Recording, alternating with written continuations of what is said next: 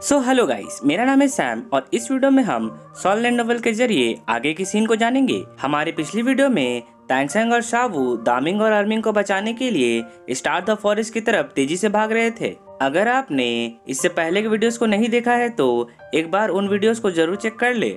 उन वीडियोस की लिंक आपको डिस्क्रिप्शन बॉक्स में और ऊपर आई बटन पे मिल जाएगी। तो चलिए आगे के सीन को नोवेल के जरिए जानने की कोशिश करते हैं। तांगसेंग और शावू अभी भी दामिंग और अर्मिंग से बहुत दूर थे और उन्हें उन दोनों का एग्जैक्ट लोकेशन भी पता नहीं चल पा रहा था। तांगसेंग अपने मेंटल पावर की मदद से उन दोनों से कनेक्शन बनाने की कोशिश कर रहा था, पर शायद ज्यादा दूरी होने के कारण वो कनेक्शन भी नहीं बना पा रहा था। इसलिए अब तांगसेंग एक जगह पर रुक कर बैठ जाता है और शावू को निगरानी रखने को कहता है। अब तांगसेंग अपने ब्लू सिल्वर डोमेन को रिलीज कर देता है ताकि कोई भी सोल बीस्ट उसके और शावू के आसपास ना आ सके। इसके बाद तांगसेंग अपने ब्लू सिल्वर डोमेन के मैजेस्टिक नेचर को एक्टिवेट कर देता है और स्टार द फॉरेस्ट के हर एक प्लांट से खुद को कनेक्ट करने लगता है। अब जंगल के सारे प्लांट्स भी तांगसेंग की आंखें बनते जा रहे थे। इसके बाद तांगसेंग अपने पर्पल डेमन आई की मदद से जंगल के हर एक हिस्से को जांचने लगता है और दामिंग और अर्मिंग का सही लोकेशन का पता लगाने लगता है। अब कुछ देर बीतने के बाद जब तांगसेंग को उनके भागने का लोकेशन पता चलता है तो वह तुरंत अपनी आंखें खोल लेता है और शावू से तुरंत कहता है कि जल्दी चलो, दामिंग और अर्मिंग खराब स्थिति में हैं।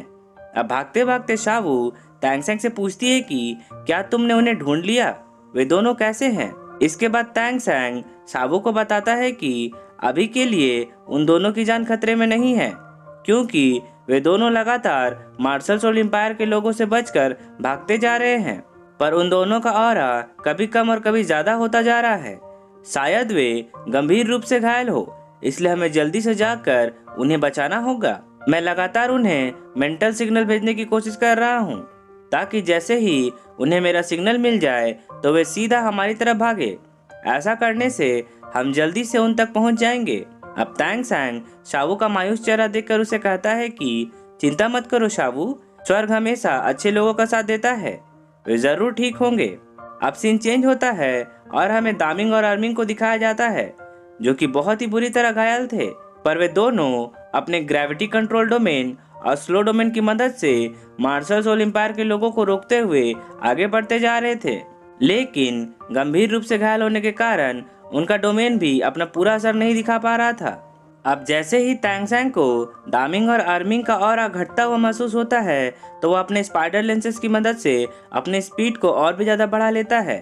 ये देखकर शावू जल्दी से विशफुल ट्रेजर पर्स में चली जाती है ताकि तांगसेंग का स्टैमिना बना रहे और जितना जल्दी हो सके वे दामिंग और अर्मिंग के पास पहुंच जाए।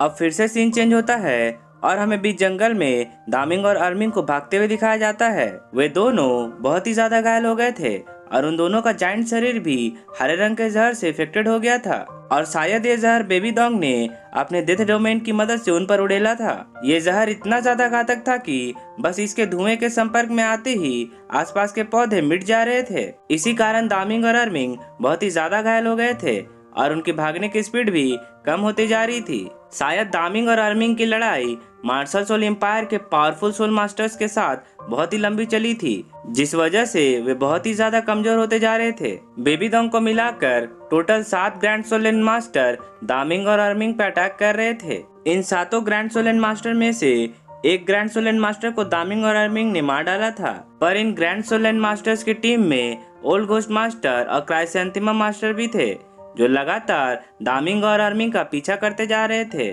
और इन दोनों के फ्यूजन स्किल की वजह से दामिंग और अर्मिंग को बहुत नुकसान झेलना पड़ रहा था। मौका मिलने पर दामिंग और अर्मिंग जब किसी एक ग्रैंड सोल लैंड मास्टर को मारने की कोशिश करते थे तब दूसरा ग्रैंड सोल लैंड मास्टर उन्हें बचा लेता था।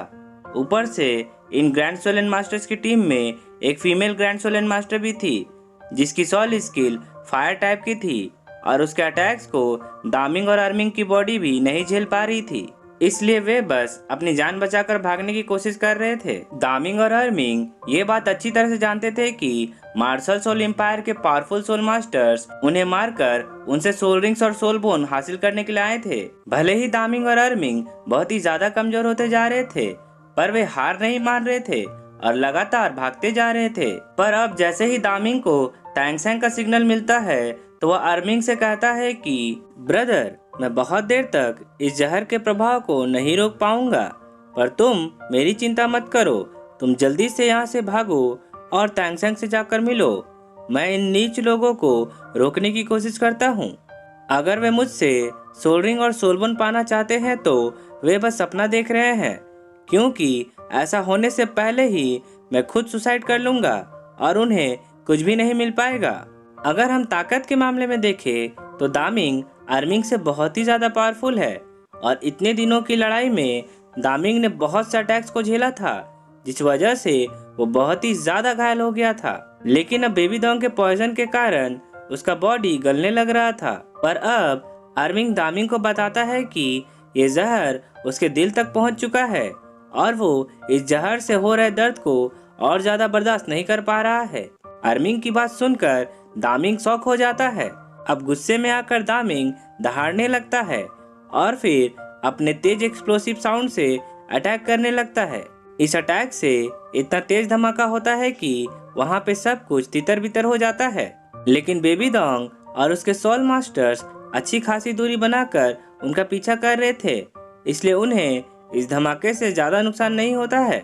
इस समय बेबी डॉग अपने अगली स्पाइडर फॉर्म में थी।